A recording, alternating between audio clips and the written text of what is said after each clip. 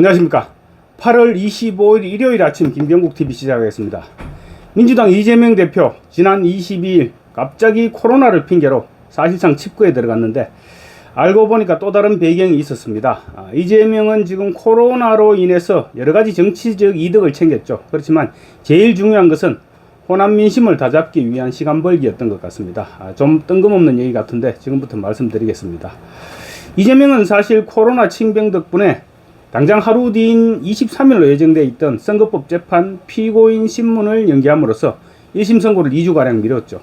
그리고 영수회담이 사실상 물 건너간 마당에 여야 대표 회담을 예정대로 해야 되나? 원래 예정대로라면 오늘, 일요일인 오늘 영수회담을 대표회담을 하기로 했었죠. 그런 고민이 있는데다가 또 더군다나 한동훈 대표는 생중계까지 요구했죠. 이재명 대표는 사실 생중계 토론에 울렁증이 좀 있습니다. 그래서 이재명은 이 부분도 피하고 싶었는데 어쨌거나 코로나로 인해서 여야 대표회담이 자연스럽게 무기연기됐습니다. 그리고 최근 들어 당의 다양성이 어떠니 더민주 전국혁신회의가 어떠니 하면서 쓸데없이 지금 당무에 숟가락을 올리고 있는 문재인 전 대통령 보기는 싫은데 일단 새 지도부가 출범했으니 양산 평산마을로 인사를 가기로 했었죠. 그날 당일이었습니다. 그런데 코로나를 핑계로 평산마을 방문도 무기연기시켰습니다. 그리고 이렇게 코로나로 재미 본 것이 한두 가지가 아닙니다. 그런데 가장 중요한 것은 선거법 위반 재판 1심 선고를 10월 재보선 이후로 연기시키면서 호남 민심 위반 속도를 늦추게 됐다는 사실입니다. 10월 16일 재보선은 국회의원 선거는 없습니다. 국회의원 선거는 없고 전남 영광과 곡성 군수 재선거 그리고 부산 금정구청장과 인천 강화군수 보궐선거 등 기초단체장 선거가 핵심입니다. 이 가운데 이재명이 신경 써야 할 곳은 당연히 전남 영광과 곡성 군수죠. 물론 강화군수도 신경을 쓰게 될 것입니다만 어쨌든 간에 전남 영광과 곡성 군수는 이러면 안 되는 곳이죠. 무조건 이겨야 본전인 그런 지역입니다. 이재명 입장에서는 이기면 텃밭을 지키는 것으로 어떻게 보면 본전입니다. 그렇지만 이 두 선거에서 만약에 조국혁신당에 밀린다면 굉장한 정치적 데미지를 입을 수밖에 없습니다. 10월 16일 재보궐선거는 2026년 지방선거 전초전 성격도 없지 않습니다. 그런 재선거에서 패배하면 호남 지역 패권 자체가 불투명해질 수도 있습니다.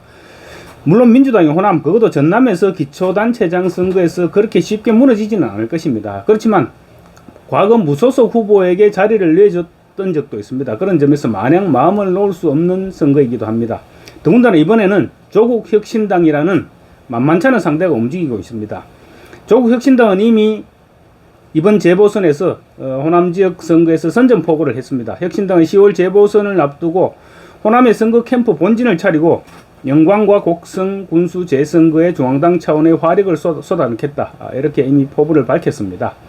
그래서 29일 당 지도부와 소속 국회의원 12명 전원이 참석하는 워크숍을 전남 영광에서 개최합니다. 그리고 또 이튿날인 30일에는 곡성에서도 당원 간담회를 진행합니다.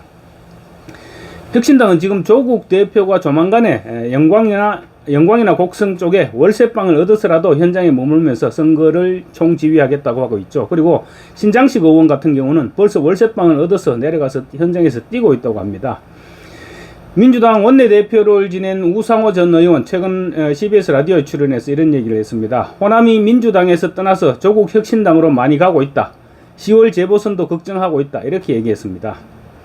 민주당이 마음을 놓을 수 없는 이유는 또 있습니다. 최근 들어서 호남 민심이 민주당을 이탈하는 경향이 뚜렷하게 나타나고 있기 때문입니다.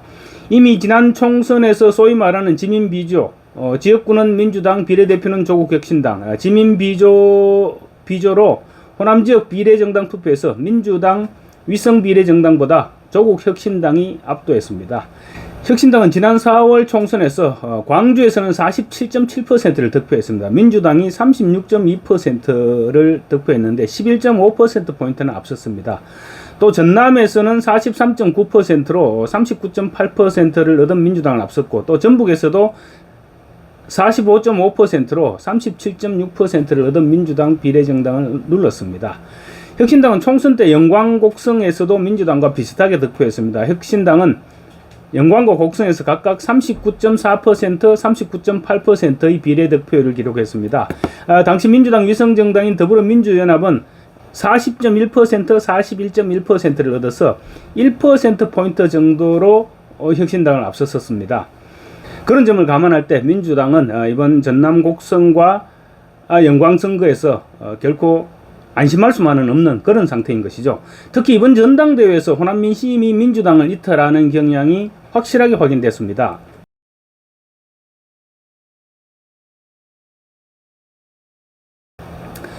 표에서 보셨듯이 호남 지역에서 권리당원 투표율이 다른 지역과 비교가 되지 않을 정도로 낮게 나왔습니다. 광주에서 25.29%, 전남에서 23.17%, 전북에서 20.28%의 투표율을 보였습니다.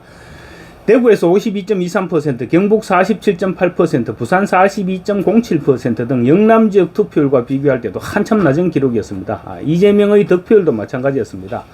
호남 지역 경선 이전까지 이재명은 누적 득표율이 90.41%였습니다. 그런데 호남에서는 광주 83.61%, 전남 82.48%, 전북 84.79%로 평균치보다 한참 밑돌았습니다. 반면 호남에서 김두관 후보는 전국에서 가장 높은 15% 수준을 득표했습니다. 그리고 이어진 다른 지역 투표에서 이재명은 다시 90%의 득표를 회복했습니다. 거기에다 또 전당대회 결과 역시 호남 민심을 화나게 하고 있죠. 최고위원 후보 가운데 유일한 호남 지역구 출신이었던 민영배 의원이 7위로 밀려서 최고위원회에서 탈락했습니다.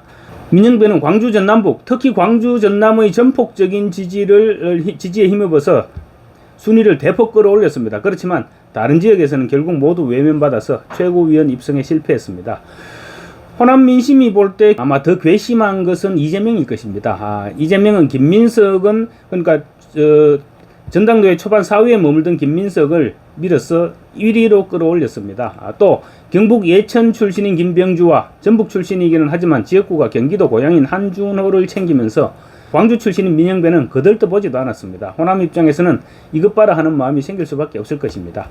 거기다 최고위원 선거에서는 영남 출신이 김병주, 이현주, 전현희 이렇게 3명이나 당선됐습니다. 물론 영남 출신 최고위원이 3명이나 있다고 해서 영남 지역에서 인정을 해주는 것은 아니지만 어쨌거나 호남 민심이 볼 때는 이재명이 이 잡것이 보자 하니까 이런 생각을 하기에 충분했을 것입니다. 근데 지금 호남에서는 조국 혁신당이라는 대안이 있는 상태입니다. 과거 같으면 대안이 없으니까 민주당 후보를 찍거나 미운하고 오나 민주당을 찍거나 아니면 투표를 포기했을 텐데 지금은 조국 혁신당이라는 대안이 있으니까 상황은 달라질 수 있습니다. 조국 혁신당이 일찌감치 선전포고를 하고 호남에 올인하고 있는 것도 이 같은 상황을 파악했기 때문이라고 할 수 있을 것입니다.